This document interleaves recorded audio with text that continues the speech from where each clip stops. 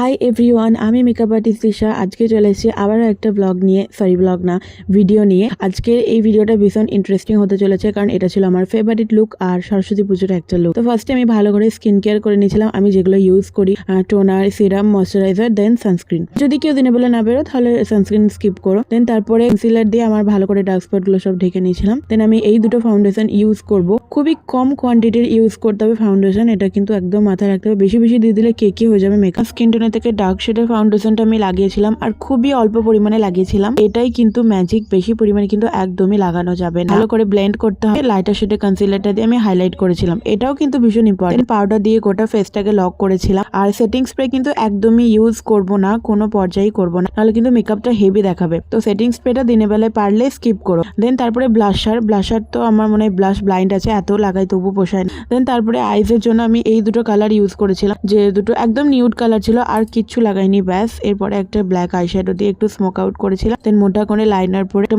ভালো mascara use করেছিলাম, যাতে আইসটা একটু ওপেন দেয়, ফ্ল্যাশগুলো একটু ভলিউম দেয়। কাজল আমি খুব একটা ইউজ করি না, পড়তে ভালোবাসি না, স্কিপ করে গেছি। তোমরা পারলে কাজল দিতে পারো, আর এইভাবেই ভালো লাগে। এরপরেই ছিল সব থেকে কঠিন পার্ট, লিপস্টিক, যেটা নিয়ে আমি সব সময় কনফিউজ থাকি। আমি রেড পিঙ্ক খুব একটা পছন্দ করি না, তো নিউডের মধ্যে আলাদা আলাদা শেড ট্রাই করি। আর আজকের এই শেডটা আমি করেছিলাম, যেটা ভীষণই ভালো লাগছিল, খুবই পছন্দ হয়েছিল এই শেডটা। তারপর পরে নিলাম একটা ছোট টিপ, যেটা ছাড়া তো নারী অসম্পূর্ণ। আর আমার খুবই একটা পছন্দের কানে, যেটা আমি প্রায় সব লুকেই পরি। হাইলাইটার যদি কেউ ইউজ করতে চাও তাহলে এইভাবে ডাস্ট আপ করে নিয়ে পাউডারটা তারপরে লাগাবে, তাহলে অনেকটা ন্যাচারাল লাগে দেখতে। হেয়ারে কি করবো বুঝতে পারছিলাম না, তো একটু কার্ল করে নিলাম। কার্ল করে দেখলাম ভালোই লাগছে। তারপরে আমি এরকম বেঁধেও ট্রাই করেছিলাম। আমার তো খোলাটাই বেশি ভালো লাগছিল, তোমাদের কোনটা ভালো লাগলো অবশ্যই জানিও। আর আমার ওভারঅল লুকটা কিছুটা এরকম ছিল। প্রায় 2 ঘন্টা পর আমি এই ক্লিপটা নিয়েছিলাম, যেটাতে তোমরা দেখতে পাবে মেকআপ কিন্তু একটু খারাপ হয়নি, বরঞ্চ স্কিনের সাথে আরো বসে গেছে। আমার এই লুকটা তোমাদের কেমন লাগলো জানিও। তো দেখা হচ্ছে পরে ভিডিওতে, ততক্ষণের জন্য বাই।